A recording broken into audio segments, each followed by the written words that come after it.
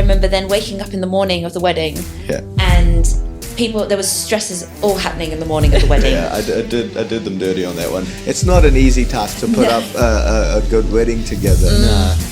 We've dreamed of our wedding days, some of us, but we haven't actually organised a wedding before, so we have no clue where to start either. That's a lot of money suddenly that I did not click on at all. So we made the very different decision of getting people to bring their own drink. So it was a BYO. We hired a trailer fridge that sat out the back of our... So with the podcast, what we do is we always start from the start, which is the engagement. So tell us about yours. That we got engaged in the Milford Sound in the South Island. Oh, that's cool. Yeah, I bought a ring and it came in this big bloody box that I had to cart around everywhere, and basically we were around in a motorhome, and the whole time I just carried it around with me. And was just trying to find the right spot to do it, and so I just always had Shanice on my right hand side because the left hand side had this big box that I was trying to hide. And he hit it very well. I never knew. You did well. And then we jumped on. I forget the name of the ferry. Do you remember the name of the ferry? No, it was one of the main ferries in the Milford Sound. That does all the tours around the. Okay. Yeah, so then you go out to like the out into the open ocean for a little bit, and then you come back in through all the Milford Sound, get to look at all the waterfalls and stuff. It's really pretty. But then as we're coming back in, I was like, I think the back of the boat's just cleared out. For some reason, everyone's gone to the front of the boat, so I think we will be good. We should be able to do this. But Shanice is a big fan of food. So she kept on talking about like she's going to go to the bar and get some more food and go and do all this stuff. And I'm like, yeah, that's fine. That's fine. Can we just go to the back of the boat? She's like, yeah, I'm just going to get me some chips. I'm like, okay. And just the two of you were on that trip. It was just me and Shanice. So it was just us two. I managed to wrangle her out to the back of the boat, and so I proposed to her there. There was a lot of swearing. We don't actually really remember if either one of us really said anything. We didn't realize. We kind of talked about it afterwards and realized that apparently I just swore at him lots in the most affectionate way possible, but I like blacked out partly and he blacked out partly, and we kind of looked at each other afterwards and went, we did just do that, right? We did just say, okay, we're good to go.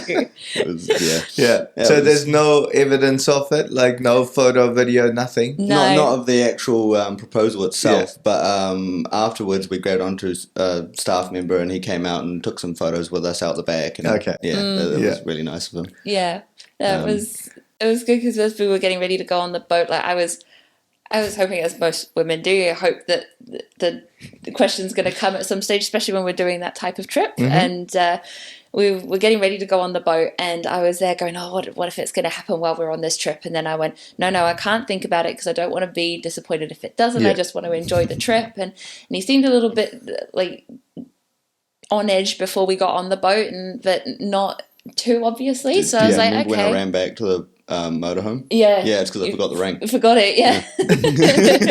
What was the excuse? I don't actually remember what I came up with.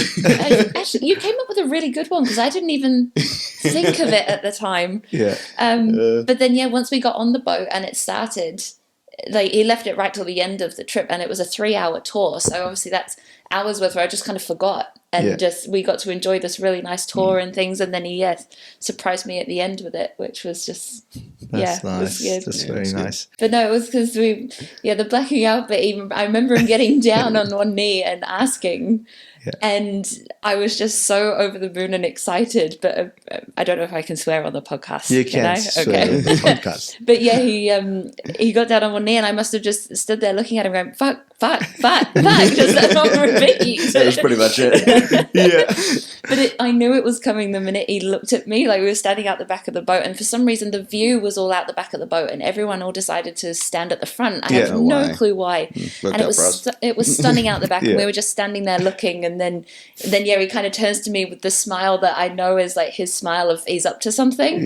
And came out with these brilliant lines, and I actually really enjoy that I didn't get a video of it or photo. Like it was our moment, because I know a lot of people do try to video it or things like that, but it was actually just our moment for us, which was really, really nice. Yeah. There's another one of those at the wedding. We'll talk about that later, but it was another one of those moments where it just happened to not get videoed because of messed up timings and everyone was confused of what was going on. But like because it wasn't filmed, it became like this little special moment for everyone that came to the wedding. It was really cool. But, No, it was really nice just to have it as an organic moment for us. I And then after the proposal, we were obviously in Milford Sound, and while I was on the boat, once it happened and things, I was like, oh, we can go out for dinner and celebrate. We can call our parents, let them know. But this is we're in Milford Sound. Forward planning. Yeah. We're in Milford Sound. There is no restaurant. There's no nothing. And there's no signal. There's no Wi-Fi. There's no nothing. Yeah. So we ended up having to go in and sweet talk some people in the building to let us have some Wi-Fi, called our parents. And my dad knew. Because Jayden obviously had asked my dad, but my dad hadn't told my mum. Yeah. And so when we called, my mum just cried, instantly cried. Yeah. And we'd called Jayden's parents the day before just to say hi. Yeah. And they thought we were going to tell them then. Yeah. So then, we told them that day instead, and they were like, we knew it was coming. It was good. Yeah. And then we didn't have a restaurant or anything, so we were in our motorhome, and we parked just outside of Milford Sound somewhere, and we cooked chili con carne, which is one of my favourite meals, but it's just a comfort food. We had a bottle of wine, which we thought was going to be amazing. It was the shittest wine we've ever had. So bad. So we're in the back of this motorhome in the middle of nowhere, drinking shit wine and eating chili con carne, and it was one of my favourite memories. It's so good. But how special is it, right? It's lovely. Yeah. It's special, and it was just the two of you. You remember everything, and it's so nice. Yeah. Like same thing with our wedding. Yeah. So now we become these wedding photographers, and we do photos and videos and get everything as much as we can. We get everything for our couples and stuff, but we don't have a video or photos from our wedding. Like when I say we don't have it, it's there somewhere. Yeah. But when we got married, they gave us. It was back in India, and we got married in the church. But they just did the photos, and what we got was a hard copy album. Oh, okay. Yeah. Right. And we got the fancy one, which means that it wasn't photos that were inserted in the sheets. It was basically printed on hard paper. Oh, wow. So it's overlapped and all designed well, but that is the only copy we have. There is no digital copy of the photos. Oh, that's scary. Yeah. I know. I've been chasing the photographer for the last 5, not now, but like the first 5 years after the wedding. Yeah. I just never got anything. Wow. That is one of the things, like, why I do what I do. Yeah. I was like, I don't want other couples to not be left with anything that's awesome. How we were left with nothing. Absolutely. It wasn't anyone's fault. It was just the way things were How done. it happened. Then, and we're still trying to. So there are a couple of copies of the albums back in India. Okay. We're trying to find the best way to like extract a digital copy out of it. But I need to be there, and I haven't gone in 7 years. So. Oh wow! Yeah, and I've only started photography like 6 years ago. So so now that we go, whenever we go there, I'll extract everything out of it, and we just look like completely different people in it. I had hair. They're important to have. Like, it meant obviously so much to us when we got our photos and videos from you guys, and the quality of them and what it captured. Like, it was just incredible. So be glad when you get to do that for your own photos too. Yeah, 100%, and that's what we want to do as well. That when we. I want to try and make a highlight reel out of the 4 hours of footage they've given us. Cool. Nice. Yeah, but hopefully we get to do that sometime. But just going back to what you were saying, there's so many memories. Even though we don't have all of that, both of us, Wincy and I, we remember our wedding, everything we did for it and how it was, and all of those things. And I sang a song for her, and it was really bad. She would have loved it. She doesn't remember, but it's captured in photos, and I was like, what was I doing? But it's okay. It's nice. It came from the heart. Yeah. Just did not pass the throat very well. Good memories to look back on. Yeah. It was almost, when I look at it, it's almost like one of those funny auditions of American Idol. Were you playing the guitar or the piano? What was your... No, I was playing the guitar. Yeah. So guitar was good. Yeah. Because I practiced a lot on the guitar, but not the singing. Because I was trying to keep it a secret. So I would practice, but like not sing out loud or anything. Yeah. Like, and then it was Wonderful Tonight by Eric Clapton. Oh, nice. Beautiful. I was like, I choose the best song to butcher. No, but I'm saying it worse than it was, but you always look back at your own thing, but it was sweet. Yeah, absolutely.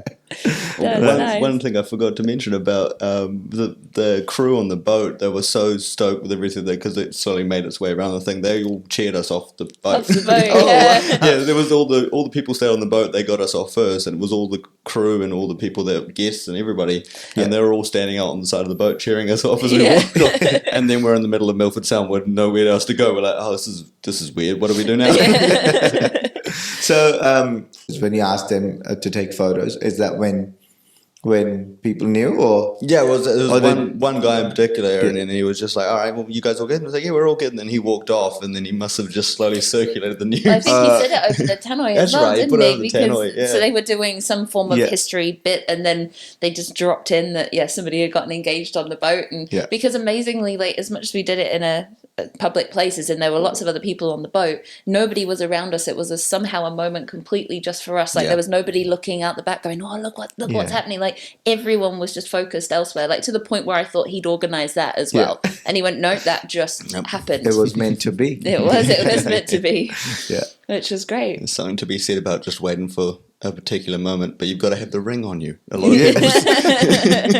I've heard of at the weddings you forget ring, but I haven't heard of you probably, if you forget the ring, the engagement never happens. That's why you don't hear about it. Yeah, I think I've got a couple of friends that's happening. No, it worked out well, and then we somehow managed. Like we got engaged on the 19th of March. So it's the 13th now, so I'm getting confused on the dates, but it was the 19th of March. Yeah, it's on your ring just in case. Yeah, no, I was about to look at it, but I'm the bride, I'm meant to remember those dates. But the 19th of March, and it just so happened that the 19th of March the next year was a Saturday. And so we just went, all right, well, can we do a whole year and hold our wedding literally a year later? So it's really nice that our anniversary and the day we got engaged is on the same date, so we don't have to remember different dates. Yeah, that's good. My one doesn't have the date on it. Does yours not? I'm checking now because now I'm paranoid I've said the wrong date. Mine does. Yeah, yours does. I can't read it, so give me a sec. It was a great way that we thought that of putting. Yeah, no, I was right. 19th of March, 22. So just over a year. Yeah, just over a year. So the date did not change, but the venue changed, right? For our wedding, where we were going to be. We were originally thinking we wanted a beach wedding. Yeah. But then that changed quite early on, that we decided to go to the father-in-law's. Yeah, that was because there were a bunch of... There were extra licenses and things that you needed in order to get married on the beach, where we were probably not like heaps of hoops to jump through, but just more than we anticipated. And then my father-in-law has just a stunning property and was kind enough to offer it to us for the wedding. And we just thought, actually, with the type of wedding we wanted to have, which I'm sure we'll get into, it was the perfect setting for it to be more family orientated and a lot more relaxed. Yeah. So when did you, after the engagement happened, what were the next steps? Like, how did you told us already how you decided the date, because that was very organic and easy, and you decided on that. But what was the next steps? Like look at venue, and like, did you already knew a little bit about wedding planning and stuff, or were you like, where do I start from? What was that process like? Yeah, it was interesting. So we kind of always talked about bits of our wedding that we wanted to do before we got engaged. Like we always talked bits about it. So we already had an idea of kind of themes or how we wanted the day as a whole to go. And especially the night we got engaged, while we were sitting with our shitty wine, we talked quite a lot more about it and kind of went, okay, what type of things do you want and what type of things do I want? And thankfully we've always been very much on the same lines with that, which was really good. So I think the main thing we thought about first was kind of how do we want the day to be? Do we want it to be a big formal affair? We're not religious, so we knew instantly we didn't want it in a church. But there's obviously then so many other venues you can then have it on. Do you have it at the beach, a vineyard, somebody's back garden, somewhere completely random? And so I think that was the first thing we looked at as the type of theme we wanted, and we just instantly knew that we wanted a really relaxed wedding. We didn't want to spend so much money on it that it would bankrupt us for years. Like, we wanted a nice relaxed wedding that was one that we could be ourselves at, or really just an organic one. And we love to dance and have fun and have a party, so that was the main thing we looked at. Because we had a lot of conversations before the wedding as well. I don't know if this is something that your listeners would want to hear, but because we've come from quite different worlds as to what weddings and marriages can look like. So I know there's quite a lot of guys out there, because I talked to Jayden's mates as well, that aren't necessarily sold on the wedding idea, the actual the legal side of it, or what it can represent from that angle. So we had some quite interesting talks around that, and that also fed into what we wanted from the day. We didn't want the legal side of things, or the fact we were signing paper or things. That wasn't meant to be the big part of it. It was a celebration of everything that we had done and been up to that point, our whole 10 years together, and then a celebration with those that we loved of where we were going next, and the marriage that was coming, and actually just enjoying our lives together. And that was, I think, the real theme that we then put into the wedding day. Nice. That's so important to yes, you need to tick off some boxes and you need to do it a certain way, but then I feel like you should just limit it to that, and then put your personalities and what you really want into the wedding, instead of just, this looks good, let's just do it. Like, the best thing that I saw in any wedding from you is that you were not wearing shoes. You just decided to not have any wedding shoes, but then you still had the accessory to go on top of your. I did, but I never ended up wearing them. Oh yes, Did we just leave it at the? I did, So it was because we wanted a beach wedding initially, and it was always my idea that I wanted no shoes. So to be able to have no shoes and relax and not have sore feet, although my feet were very sore by the end just from the amount of dancing. So that was really nice to not have shoes. And I had seen online these beautiful barefoot sandals that you could get that loop over your toe and your ankle, and they look like a shoe just without the base. So I had some made from leftover lace around the wedding dress. Not from my wedding dress as such, but it was from the wedding dress shop. And they'd made this lovely looking shoe. And I went to put it on the day, and I went, you know what? I want to be barefoot completely. And yes, I was walking on grass, and we were having to make sure there were no prickles around because it was the end of summer. But thankfully I was quite lucky. And I remember running up and down that grass trying to make sure there's no prickles on that run. It was really good. But it was the best. And I said to all my bridesmaids as well, I said, you can go barefoot. I really don't mind. But they were all happy in shoes, so we got them shoes and heels, and but I was like, no, I want to be barefoot. No, that was really good. I'm all about doing things a little differently, and I recently posted a photo and which got a little viral, and then a lot of people are like, why is one guy sitting and no one else is sitting? I was like, guys, there's no reason to it apart from the fact that I don't like things to be exactly how it's meant to be. Like, I do it that way, and then I will change one thing just to make my own, make it my own, or give it my own twist.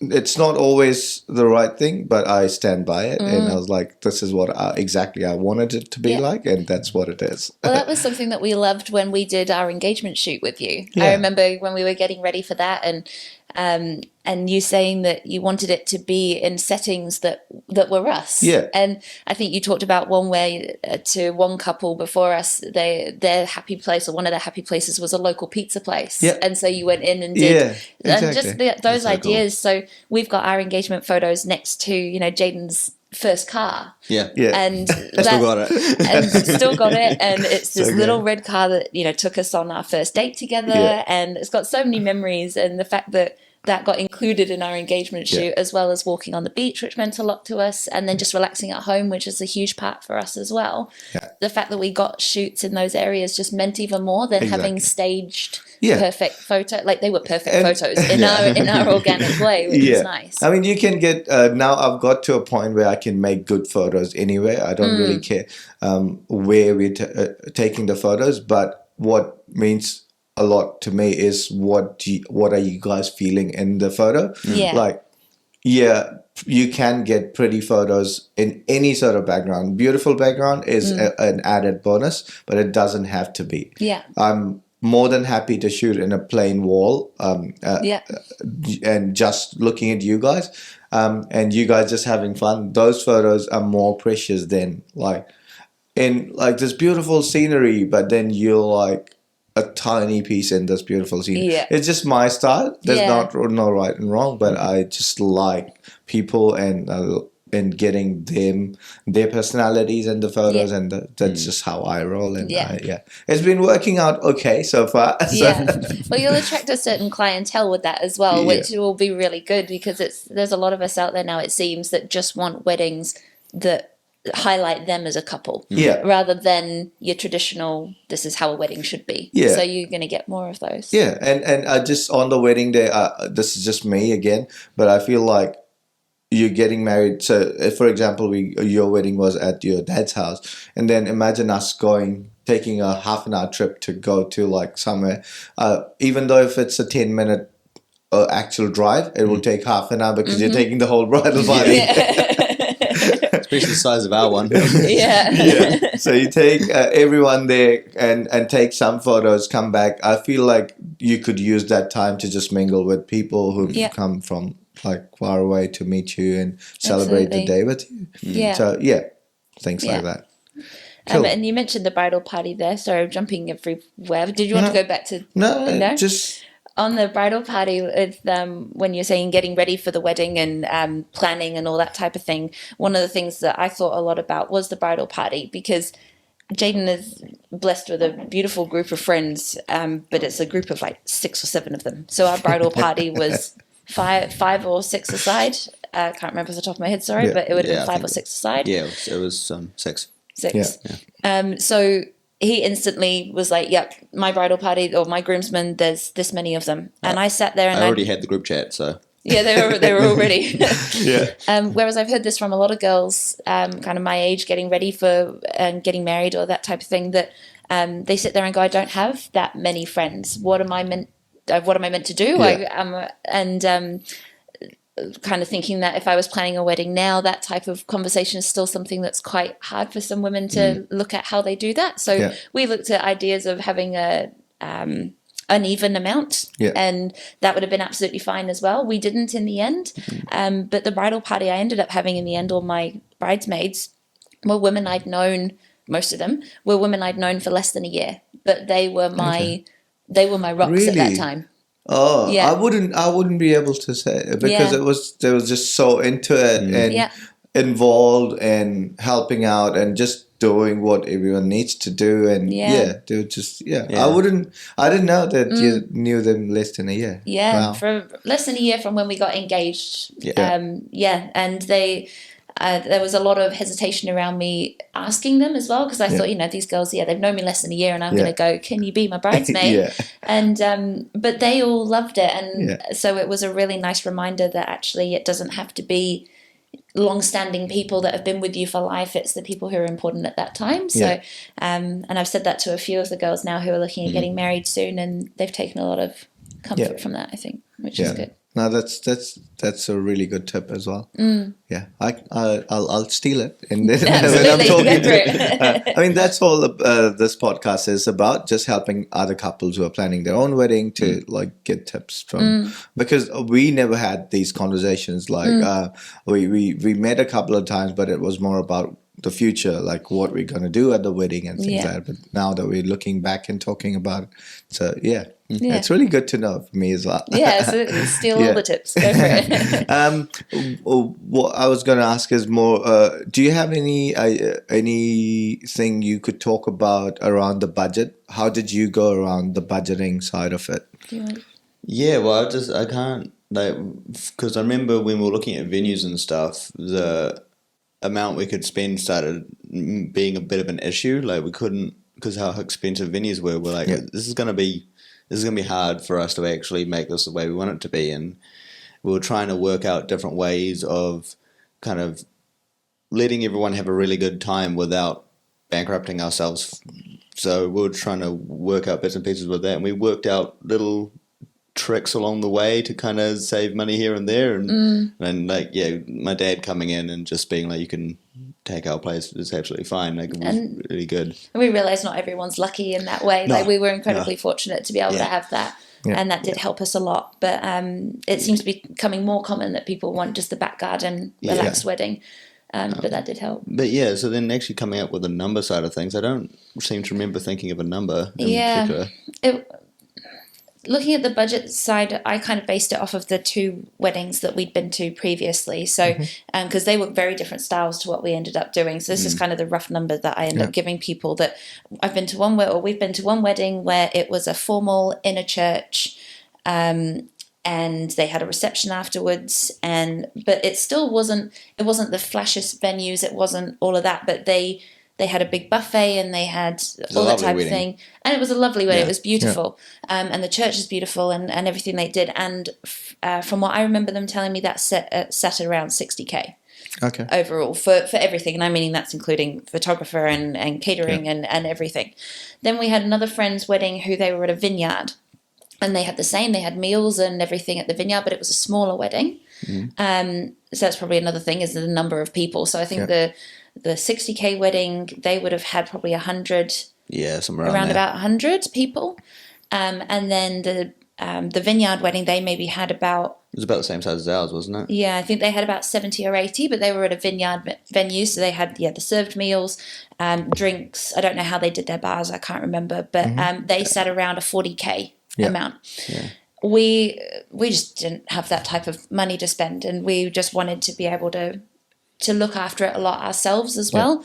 Something I got told from a few of my friends from those weddings as well was that a lot of people get given money from their parents for their wedding, which is incredibly fortunate. But depending on the relationships they have with their parents, a lot of brides especially can feel like then where they're getting their money from, those people then have a say in how they do their wedding because they're paying for a section of it. And that was something, as much as we have incredible relationships with both of our families, that was something that we didn't want. We wanted to be able to run our wedding our day. And of course our families contributed. Obviously your dad gave us the venue and my parents paid for like my dress and aspects of it, but they paid for aspects instead of giving us a lump sum of money. But that's something I've heard from a few of my friends when they've gotten married, that initially they're like, oh, this is great, my family have helped me with all this money, and then they get to the end and they go, this isn't the wedding I wanted. Or, aspects of it are really different. So would it be better to have them pay for like things rather than give you a lump sum of money? But from what I heard from my friends is that to have them go and pay for the catering, they're just coming out with bits. You could be a wedding planner. It just seemed a better way to be able to still get the support and because the families do want to help and it's amazing what they do, but to be able to actually have a little bit more say over it. But anyway, that's what we ended up doing for ours, that our families contributed to certain bits. So we did a back garden wedding. We did obviously everything at my father-in-law's house. So we had the ceremony in one section, the reception in another. we had to hire everything, which is something that, yes, you think about when you're doing a back garden wedding, but you don't realize to what degree you've got to hire everything. So that was something that crept up on us a little bit at the end. I was coming to Jayden like, we need this, and he was like, do we? And I'm like, well, yeah, I didn't think about it at all. But by the end of it, we ended up managing to keep ours to about 20-25. Okay. So in total. It worked out to really basically being half of what similar sized wedding was at a vineyard. So, yeah. And ours ended up being about 70 people. So 70 people, we did a buffet. So we did a buffet food. Really good food, by the way. Yes. It was really good. I'll shout out that one. That was Neat Eats in Kerikeri. I'll shout them out because they did an amazing job. And it was her birthday on the day. It was her birthday. We all sang happy birthday to her. That was great. So that food was amazing. I'm pretty sure they did canapes or some form of food in between the ceremony and reception. We were doing photos, so I can't remember what we got. But oh no, we did, because I remember somebody coming to us with a platter, with some bits to us as well. Nothing. I probably have a photo or something of you eating. So it happened. So we did a buffet for the main course, and they did our desserts of just a whole lot of finger food desserts, which was just amazing. For drinks, because the bar was obviously, when you go to a wedding and people our age, our families and friends love to drink. And we went, we don't want to buy a whole load of alcohol and have it run out. Because if it runs out at a wedding, like that's pretty shitty. And we're on one of the peninsulas in Kerikeri. There ain't no bottle store nearby. Yeah, so nobody can run out and go and get more. So we made the very different decision of getting people to bring their own drink. So it was a BYO. We hired a trailer fridge that sat out the back of our tent. Really good way to cool down, by the way. That was a godsend just for me just to go and stand in there and cool down after dancing.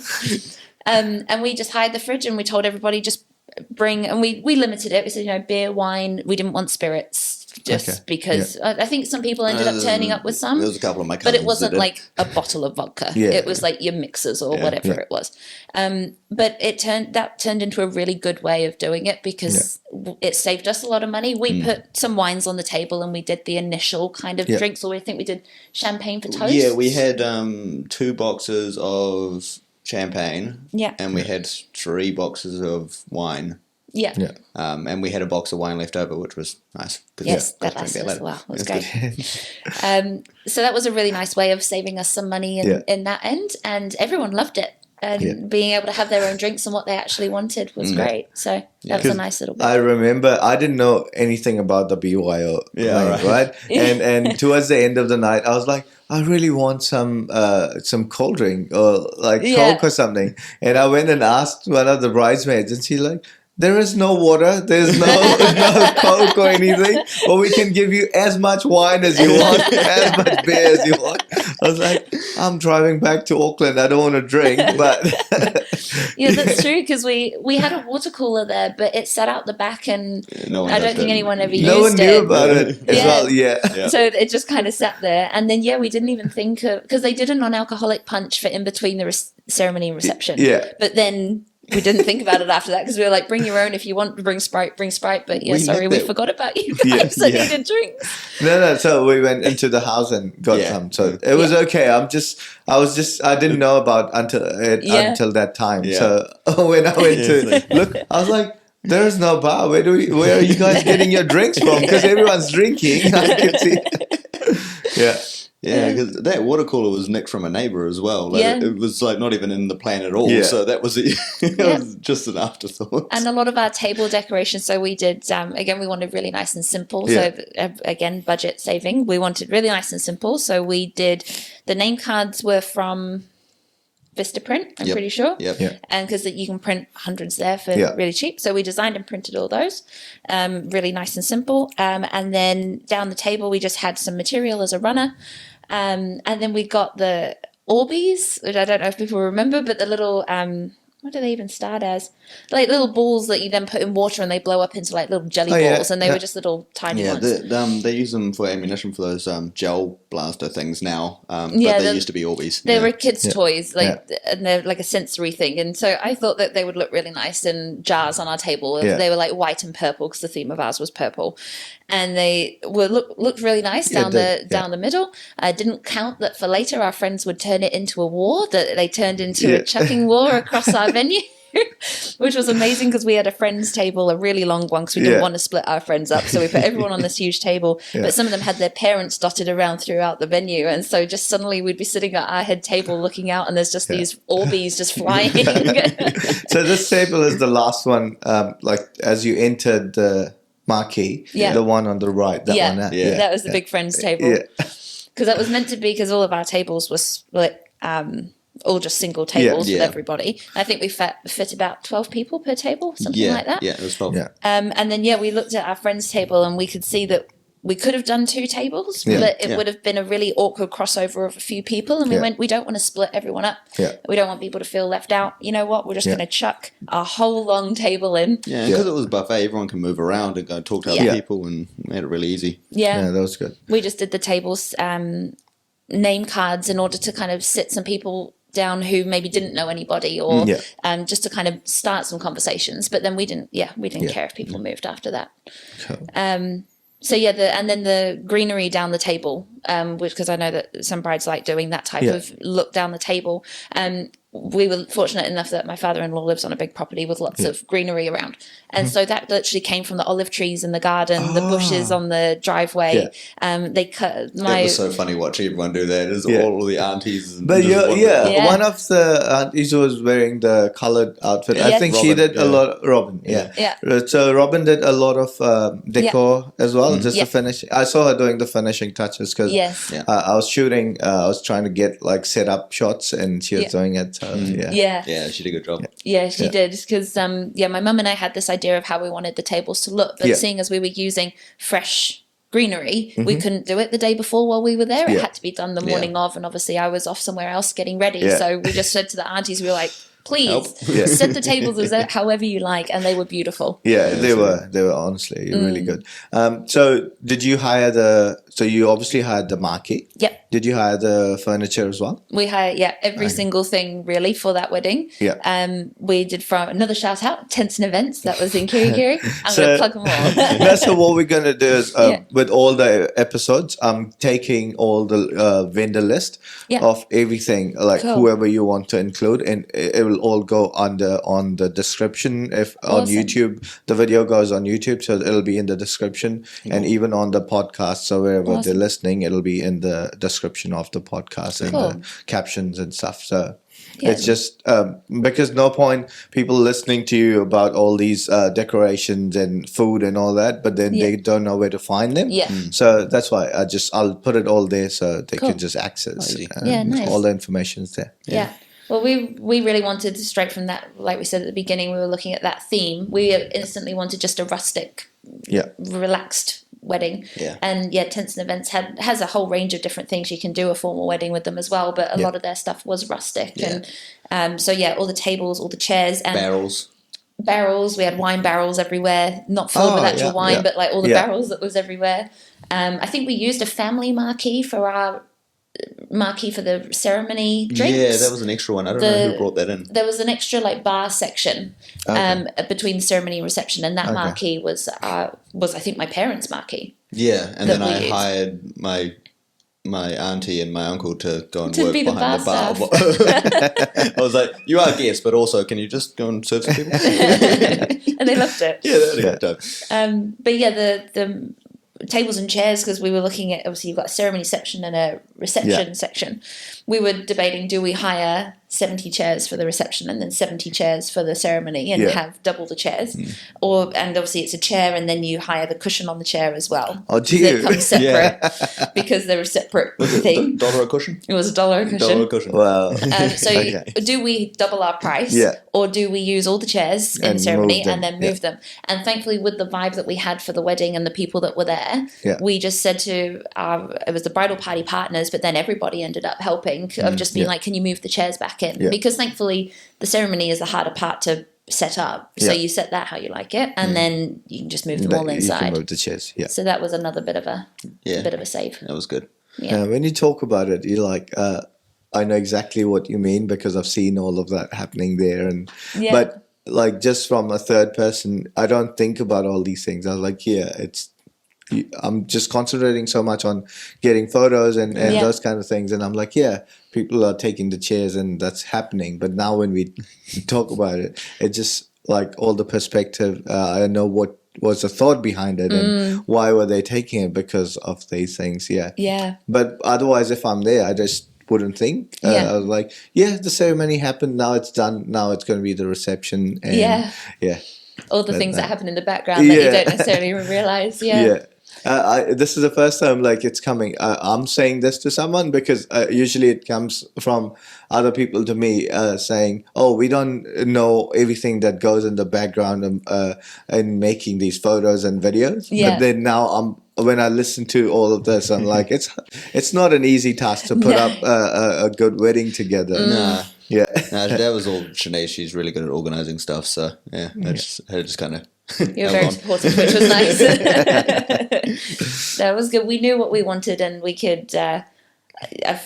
Again, for brides, I find that a lot of them have husbands to be who don't really care. I say don't really care about the wedding, as in they kind of go, "You do what you do what you like. It's your day," type thing. But I really enjoyed how we managed to somehow get the dynamic we did, and that I didn't want to go off and organise the day. It wasn't my day, it was our day.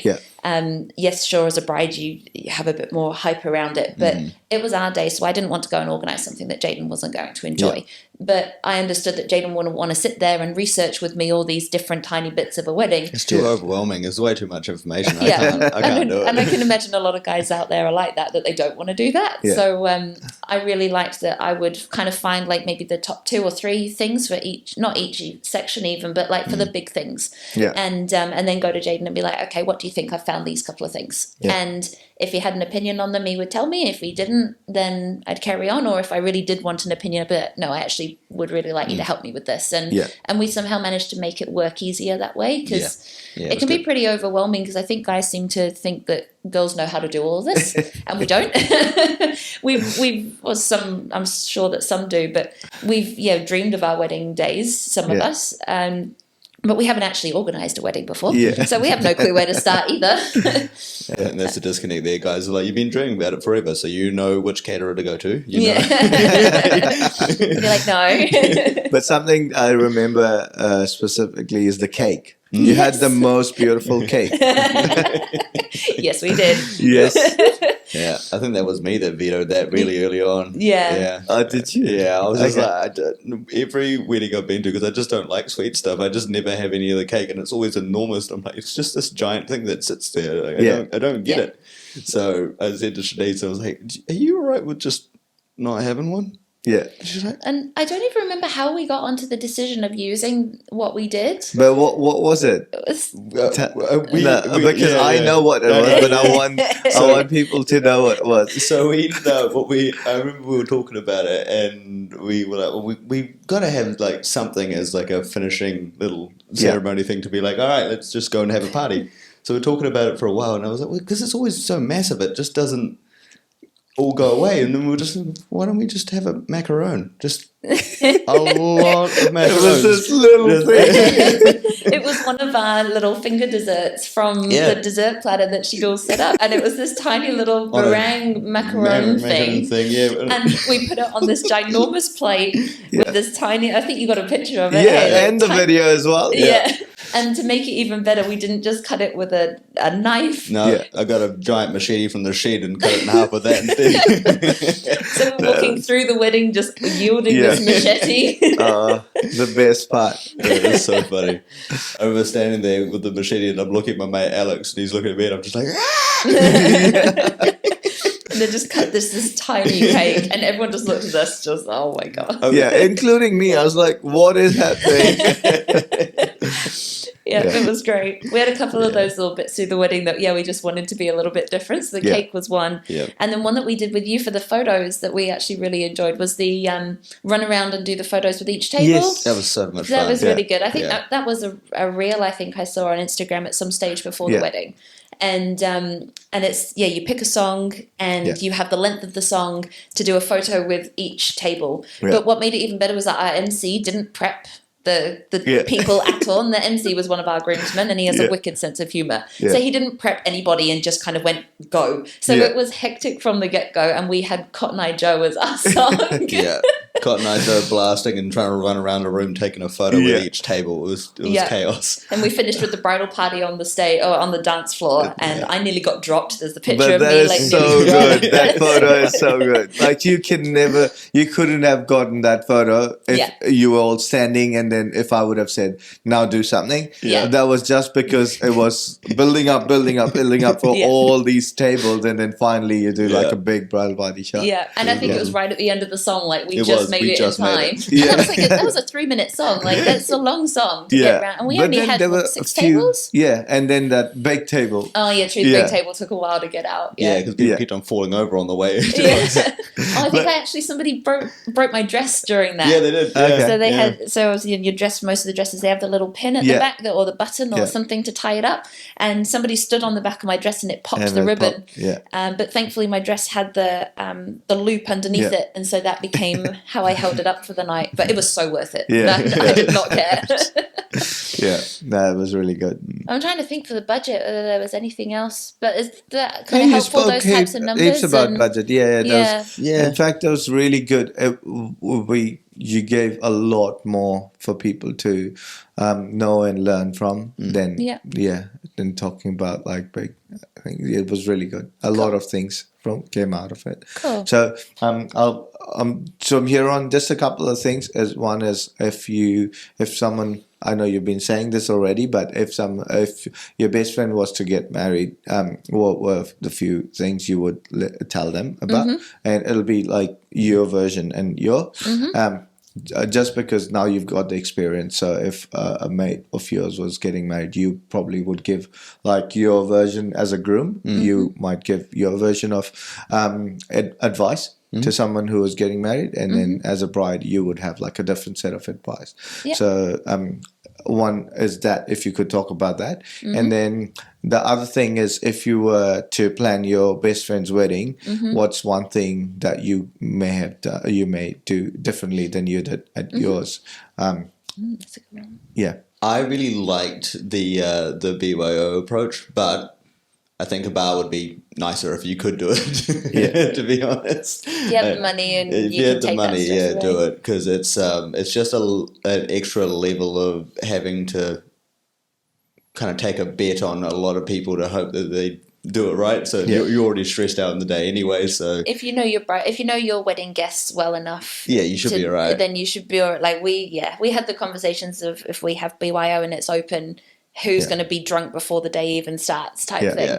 But thankfully all of our guests were, of course people get drunk, they get drunk at weddings, but everyone did really well. We kind of said to everyone, just let us have the formalities, let us get to basically I think our first dance, and once that was done, go for your life, do what you like, but let us at least have up to that bit.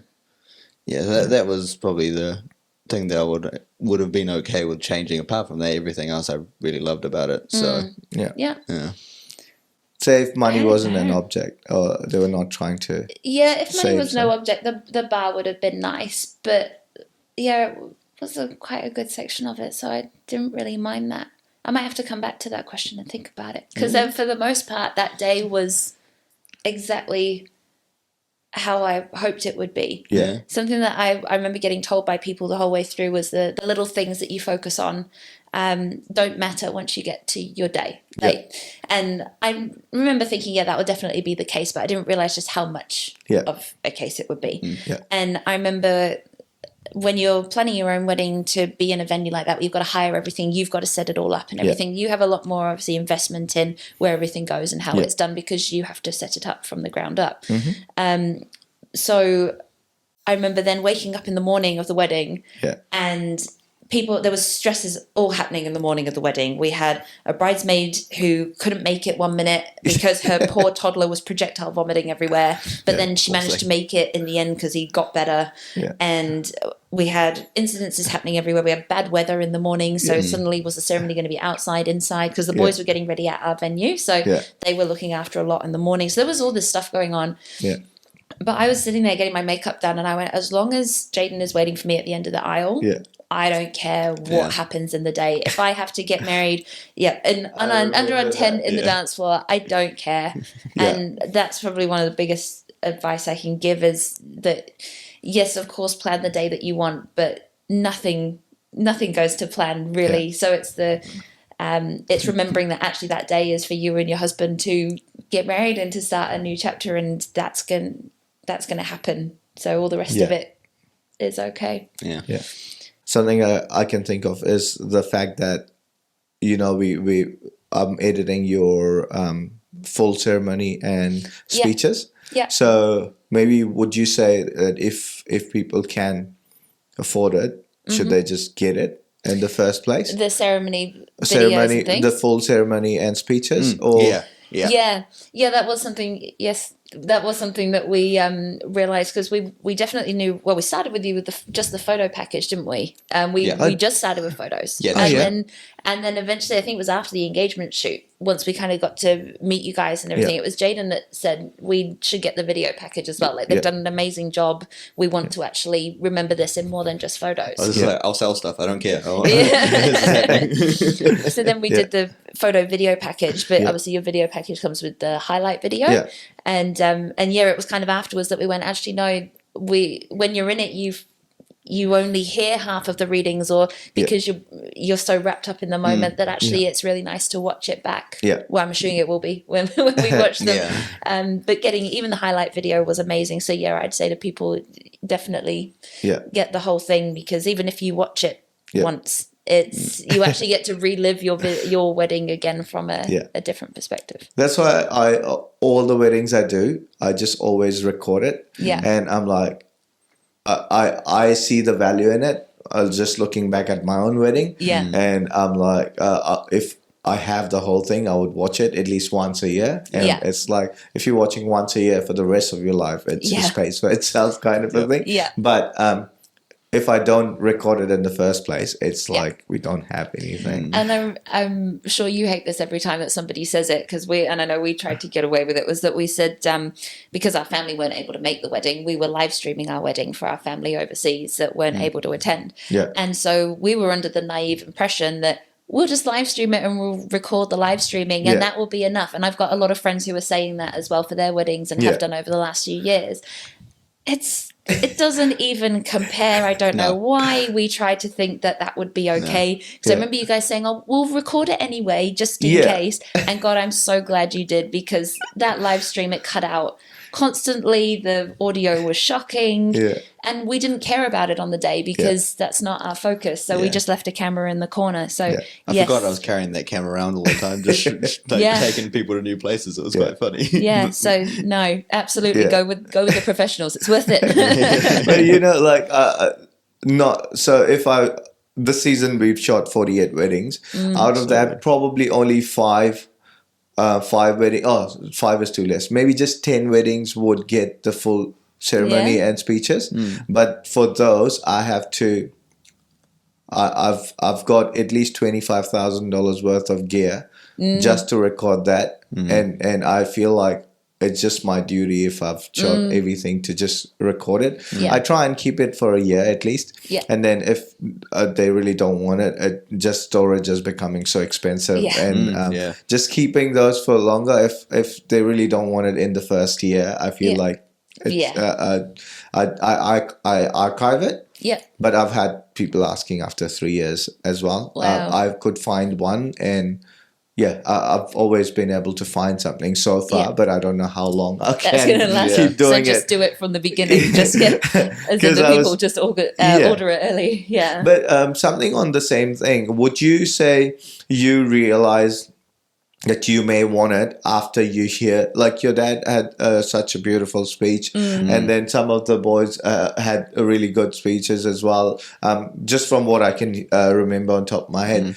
So when you are listening to those speeches, is that when you are like, maybe we want to keep this, or is it something that you clicks afterwards, like all these beautiful words that have been said on the day, and then you're like, oh, maybe I want to. Yeah, I think I actually remember leaning over to you during it, and I was really glad Rob's recording this. I think it was the next day for me when we were, or that night when we got home, or the next day when we were kind of reliving it, and then going, oh, that speech was so amazing, but didn't he say this thing? And you're like, actually, I can't remember, and you go, I really want to cherish that. And my dad came out with a lovely surprise for us during the wedding as well, which we had no clue about, and obviously wouldn't have known to record. So the fact that it's probably something that after the fact you go, you know what, I would like I'd like to be able to relive all of those.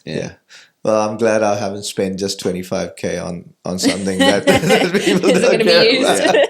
Because on the ceremony it takes like 3 cameras just to record it, because you can do it on one, but I'm a bit extra on that. You can see all the You're like, so like one on the bride, one on the groom, and then one from the cool. And it's so worth it. That highlight video, especially that, obviously the others are coming, but even just the highlight video was just stunning. And we've shown that obviously to our family that weren't able to be there, and it just adds that little bit more. So now being able to actually send them the whole ceremony and show them more of it to make them feel included in it. It's just awesome. I feel like the ceremony is something that you'd watch like once a year, or like more on a family thing where you sit down and watch it. But then the highlight video is something you'd have it on your phone, and it's just there and posted on social media and stuff like that, and you get a lot more value out of it, more like photos. And the longer videos are more for like occasional, like Christmas, you sit down, watch it. Well, the amount of times I watched that highlight video when we first got it, oh my Lord, that I watched it like multiple times a day, and then at least every day for like a month or more, just loved it, because you got to just relive it. So on that, what I need to do now is post my highlight video on YouTube, and if you're watching that many times, just watch it on my channel. You're watching it anyways. I think I was, wasn't I? I don't know. Like, it's a private one, so it won't damn be. it! Sorry, I'll give no. So it still counts on the views, but I don't keep a track of it. I'm new to the YouTube game, so I don't know. Instagram, I'm all about it, but YouTube, I don't know much yet. But, that definitely got a lot of views, that video. Cool. No, that is definitely something to or at least just if you don't get it straight away, keep the money nearby because you'll want it afterwards. You absolutely and that's will. why I keep that option open. Like if you would like it, and I've given that option to some, because I do understand that things are not cheap, and when you're putting up a wedding together, everything just keeps adding up, and you would have thought about like 20K and you end up spending 40K. And anything that I can do to help is something that I keep the option open. And if you also don't want the highlight video, I just still sometimes would shoot the full thing. Or like, it's okay if you don't want the highlight video, because the full videos are cheaper. But the only reason it's cheaper is because it doesn't take that much of editing. I don't have to sit 2 days and look for like 3 best songs to go with that. So those kind of things. Definitely. That's my little way of like helping out with the whole. That's a good way of doing it. There's another budget tip, trying to run through all these different ones. Bridesmaid dresses from a bride's perspective as well. Some things around the bridal party that I did not think of until we got to the end was that it's all good and well having a big bridal party with, Jayden goes, so I have 6 groomsmen. You go, okay, well then I've got 6 bridesmaids. And you think, okay, it's just potentially just 6 dresses. But then I did not click. That is 6 shoes, 6 dresses, 6 hair, 6 makeup, 6 jewelry if you're getting them extra things, 6 robes if you get as a bride, you'll know all of these different things you look into. It was the hair and the makeup that I just did not click. It's actually 8 by that stage, because it was however many of my bridesmaids plus me plus my mum. That's a lot of money suddenly that I did not click on at all. So definitely something to keep in mind for that. I had to get 6 suits. It was they were just annoyingly fine. They're just the boys are annoyingly easy. So do you know? Is this a normal thing where you as the couple get the outfits? For them, everyone does it a little bit differently, but for the most part, the groom does normally get the suits. It's been a thing with all my mates anyway. So whenever we've got a wedding, we'll go and buy all the suits and get them all tailored and everything like that, and then they keep them afterwards as their little memento for the wedding. Yeah, is how we tend to do it. For the bridal, for the bridesmaids, it was I bought the dresses. Yeah. They bought the shoes because they're going to use the shoes afterwards, and we weren't getting ridiculous shoes, so they bought the shoes, and I paid for the hair and makeup. Yeah, and then I asked them all to get their nails done. So and I think they paid for those because again, I kind of didn't mind what they got, so they could do that. But definitely quite a bit does fall on bride and groom, and then any we got presents for each of them and things like that, but we again try to keep that quite small. I think we got engraved glasses for the bridesmaids, and I don't know what we got hip flasks for the guys. Oh, you got the hip flask. flask. You had a flask, right? Yeah. So we all had hip flasks, and I did a competition beforehand to kind of decide the order of the guys. Yeah. And they didn't know that at the time, but it also graded their whiskies. So whoever came first got a nice one, and who came last, which was my mate Brownie, he got one of the cheapest litre bottle of whiskies I've ever seen in my life. I think it was $35 for a litre, and it was clear. And I think you got a picture of his face when he drank it. One of our pictures, and he does not look stoked at all. But I thought that was just because he doesn't drink whiskey. No, it was because it was bad whiskey. Okay. I thought that it's just because he never drinks whiskey or he doesn't like whiskey, and that's why he's making the face. I didn't know it was bad whiskey. It's really bad. Yeah, I did them dirty on that one. That was quite a good way of setting that one up. Yeah. I didn't do the same for my bridesmaids. I didn't put them through the games, but it was quite fun. Yeah. But the dresses themselves that I ended up buying, and I think it's changed a bit now, but back in the day, I think brides used to go to actual bridal shops to get bridesmaids dresses. Yeah. And these dresses would cost huge amounts. Mm-hmm. My biggest tip in there, go to shops, like just your normal shops during ball season. Yeah.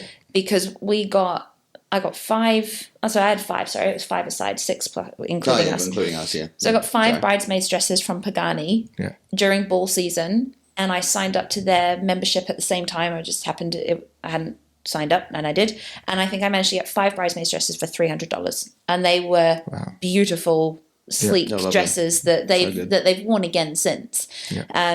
And it was just such a better way of doing it rather than spending heaps on proper bridesmaids dresses. Okay. I didn't know, but they look like bridesmaid dresses. Yeah.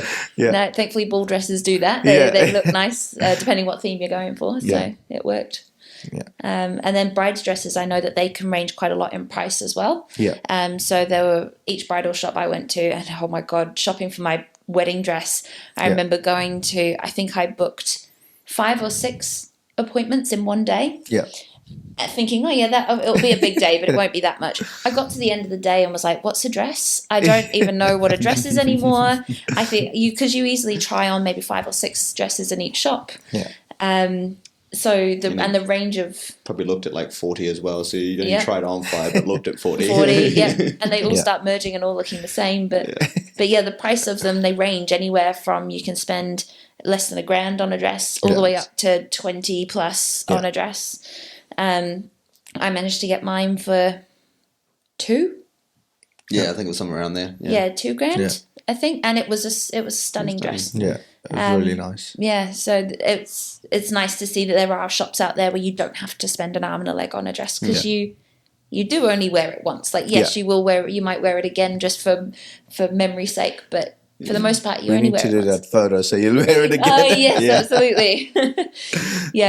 I've been looking at it. It's in our wardrobe. We got it dry cleaned after, so. Yeah. But on that note, just that I remembered about the photo, would you say you do something different in terms of timeline about how we were? Did you go last for hair and makeup? No, so my whole morning got completely changed around because of the bridesmaid with the vomiting toddler. Oh yeah, that's right. So yeah, we ran quite late. So something that I would change that from last time was the fact that because of the time and it all getting mucked up in the morning, and I ended up running 45 minutes late to our wedding. I never actually we didn't get time to actually sit and do a proper time just with the bride in my dress.